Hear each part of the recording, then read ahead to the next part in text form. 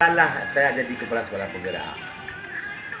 Yang padahal itu ya, persyaratan dari sekolah penggerak, kepala sekolah penggerak, guru penggerak, ya, itu prosesnya sangat-sangat rumit itu Pak. Kenapa Bapak Menteri itu harus membuat persyaratan seperti itu? Ini sekolah dasar seluruh Indonesia, ya sekolah penggerak, semua sekolah penggerak. Apa persyaratan macam-macam itu? Jadi sekolah A penggerak, sekolah yang di sana tidak ada penggerak. Jadi kan ini sudah ada kesenjangan. Penggerak semua. Contohnya di tahun-tahun 2000 berapa kemarin 13. Adakah 13 semua sekolah ya, khususnya di Birun, kita melaksanakan menggunakan kurikulum K13 dengan cara bertahap. Akhirnya sukses kita. Tidak ada daftar sekolah ini sekarang, tidak ada. Semua SD di Birun melaksanakan K13. Ini di gunung-gunung ada guru sudah lewat, guru penggerak di pinggir jalan. Contoh seperti saya 2 tahun lagi pensiun, SD 3 Percotan, 2 tahun lagi sudah pensiun. Padahal sekolah-sekolah seperti itu sekolah yang jadi sekolah favorit. Jadi ditunjukkan terus sekolah-sekolah yang 200 murid ke atas itu sebelah penggerak. Itu cocok menurut saya. Jangan sekolah yang di Bepak sana murid 12,5 orang, sekolah penggerak. Apa itu program apa itu? Ya, plan itu menurut saya. Sekolah kalau dijaga SD Pulau Sena, sekolah penggerak sana, murid 75,5 orang, tidak sampai 70 orang. SD 4 Pesangan, muridnya 450. Ya, itu tidak, karena gurunya mau pensiun, akhirnya tidak bergerak di situ. Jalan cepat, sekolah jalan cepat namanya itu. Maunya Bapak Menteri, ya, kalau memang itu sudah ada program untuk sekolah penggerak, sekolah yang siswanya 200 ke atas ataupun 150 ke atas, itu dijadikan sekolah penggerak. Itu guru-guru itu diberikan pelatihan, perbekalan. Jangan KKG teman sebaya, apa itu KKG itu? Cuma tempat curhat aja di situ. Ya, arisan kalau bagi saya itu. Dibuatlah program seperti tahun-tahun di bawah 2010 ke bawah. Guru-guru kita dipanggil ke sana, ke LPMP, dipanggil ke provinsi. Nah, ini ada pelatihan KKG, ada instruktur. Kita hadir di situ, entah apa itu angkat KKG, nggak ada maknanya itu. Habis uang itu sia-sia. Kalau pemerintah mau sekolah kita maju, ya, buat pelatihan yang berbobot. Laksanakan pelatihan itu di provinsi sana. Jadi guru-guru kita yang di desa, di ujung desa sini bisa berbaur, bisa berbagi pengalaman dengan guru-guru yang di tempat yang maju. Dan kita sama-sama di sini di orang pinggiran. Mana kapan maju kalau seperti itu? Jadi maunya pelatihan itu, apalagi ini sekolah penggerak. Kita lihat programnya itu hebat programnya. Bakal nanti maju sekolah kita.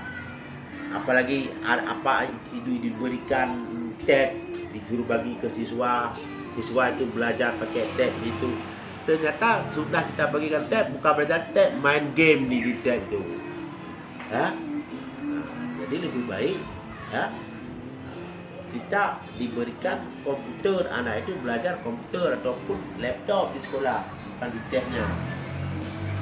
Kalau di tab itu kan terbatas. Kalau komputer itu dia bisa belajar mengerti itu menggunakan Word, menggunakan Excel, PowerPoint dan sebagainya. Kalau di tab itu kan fasilitas itu kan cuma terbatas. Itu Bapak pengawas pembina kami ya, supaya pelatihan itu bawalah guru kita ke provinsi sana biar berbaur dengan orang provinsi seluruh Aceh. sama-sama teman. Ada KKG, tutornya teman sebaya. Apa cerita itu, cerita rumah Aceh itu? Ada lagi itu. Kapan maju kalau seperti itu? Anggaran pendidikan cukup besar. Masa itu asal-asalan aja. Pelatihan-pelatihan tidak bermakna itu. Apalagi sekarang kita lihat di sekolah, buku bahasa Aceh diberikan ke guru-guru pelatihan tidak pernah ada. Saya pernah itu pelatihan bahasa Aceh tahun 2002 kemarin. Ya, itu pematerinya itu siapa tahu Pak? Abdul Ghani Asih. Dia ambil gelar profesor doktor gelar bahasa Aceh itu di negeri Belanda sana, di Amsterdam. Jangan kita carut marut itu menggunakan bahasa Aceh. Bahasa Acehnya itu kita menggunakan bisa tulisannya tata bahasa Aceh yang sebenarnya mau tulis tidak tahu bagaimana. Padahal itu sangat penting, ya. Dan di fakultas itu yang ada di Aceh, khususnya di Indonesia, harus ada itu jurusan bahasa Aceh. Sangat-sangat penting. Jangan nanti Aceh itu tinggal namanya saja. Dosen-dosen seperti siapa itu Abdullah Faridan itu, dosen bahasa Aceh. Sering dia menulis kemarin itu di tahun-tahun di era 90-an. Sekarang dia datangkan lagi itu Abdul Junaidi almarhum.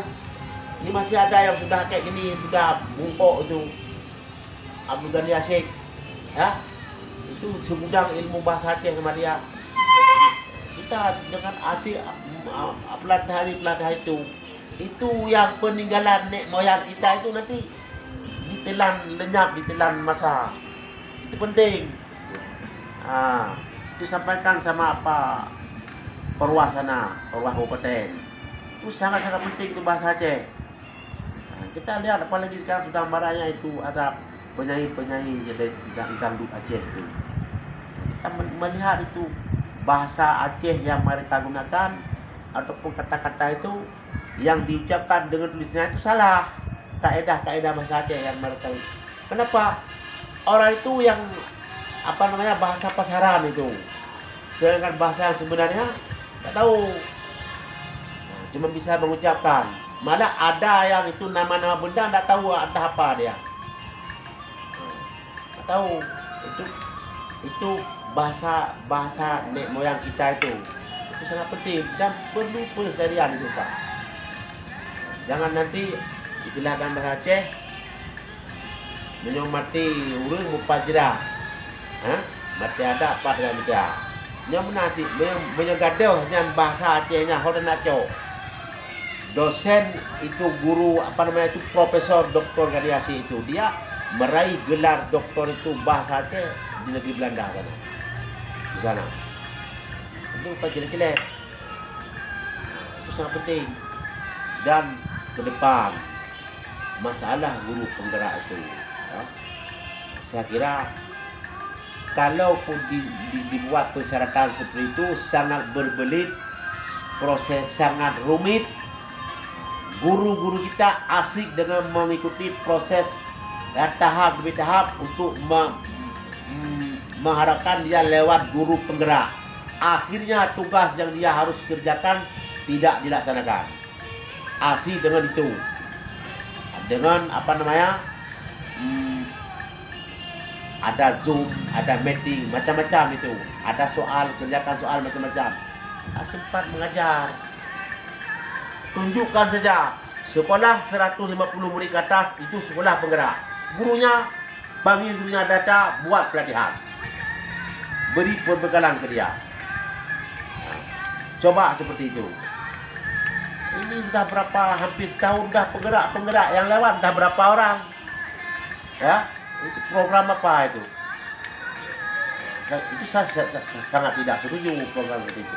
Program, ya, program guru penggerak itu sangat baik. Tetapi prosesnya untuk menjadi sekolah penggerak, guru penggerak itu sangat sulit dan sangat rumit. Ini hampir setahun sudah mereka ikut, berapa orang yang lewat. Ada lagi apa sekarang kita lihat, ada workshop, ada panggil workshop itu Tapi seperti yang saya katakan tadi, tunjukkan saya sebelum terjadi sekolah penggerak, sebelum ada Kepala Dinas Kadis Birun Bapak Nasir sudah pernah mengatakan ke saya, Pak, saya dengar di Birun ada sekolah penggerak ya. Iya betul. Saya barusan ada rakor di Sumatera Barat, kadang-kadang di Jakarta, rakor. Mau di Birun ini mau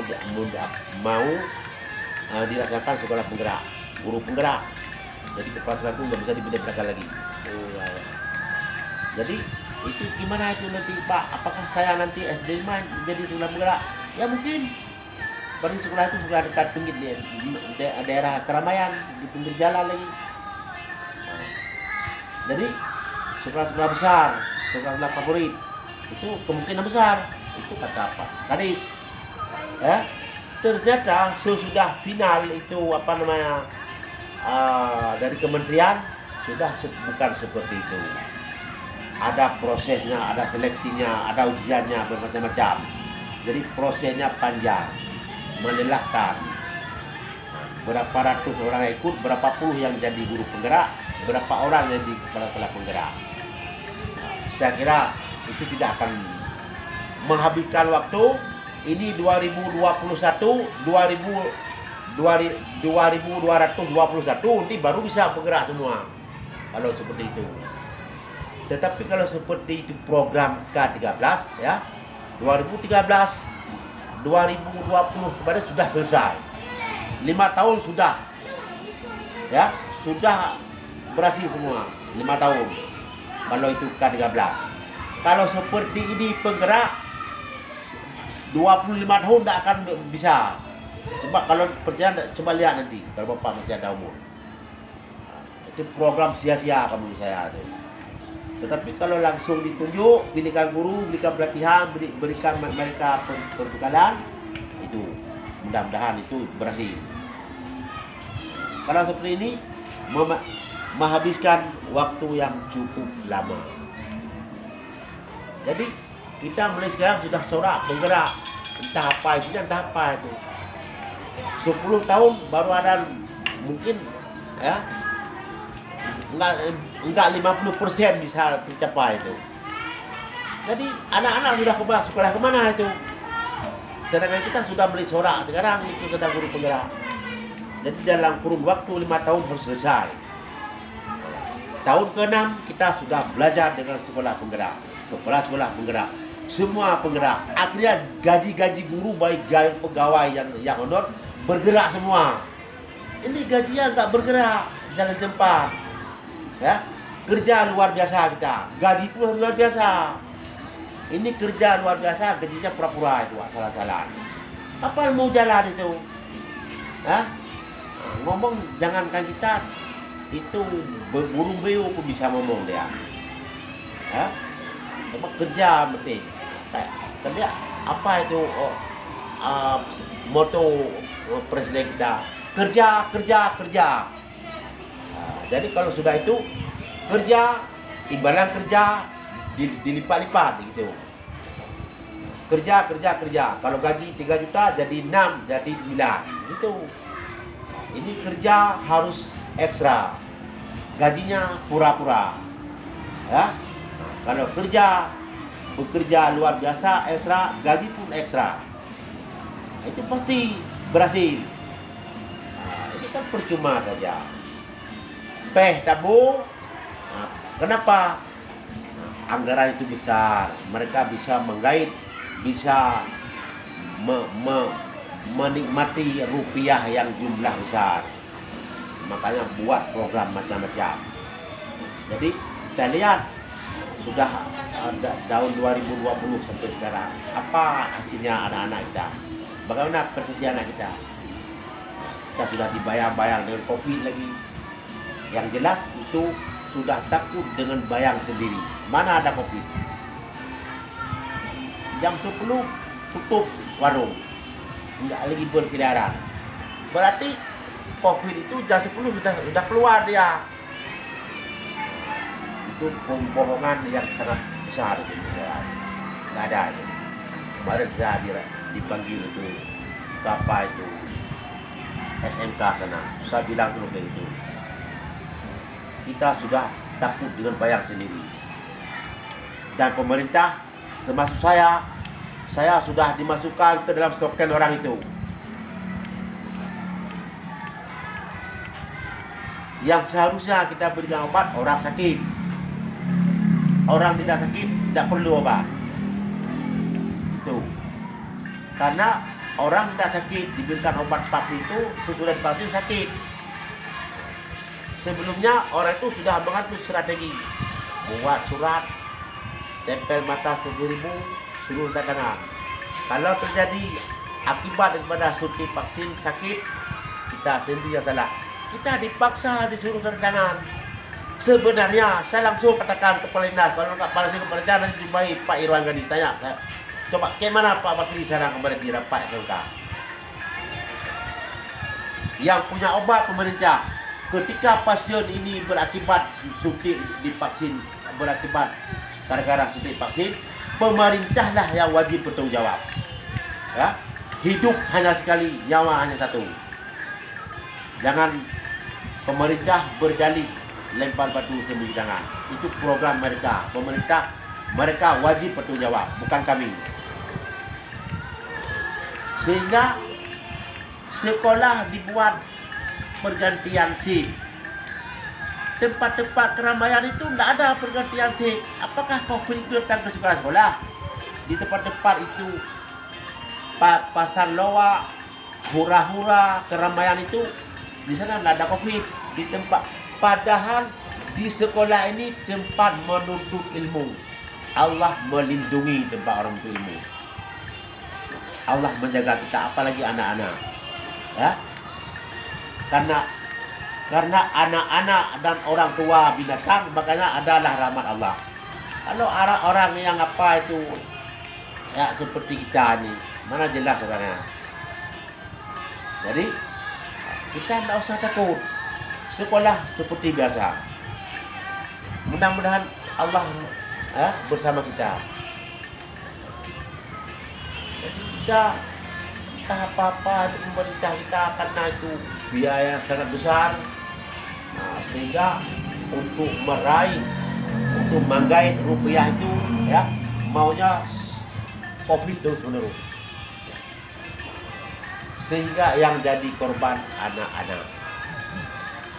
Sekolah kadang-kadang seperti sekarang jam 11 lewat 5 menit pulang. Sekolah yang ramai murid pergantian sih. Hari ini masuk, besok libur, lusa masuk lagi. Program apa itu? Itu proses pembodohan. Jadi kan, yang COVID di negeri orang sana, bukan negeri kita. Nah, begitu.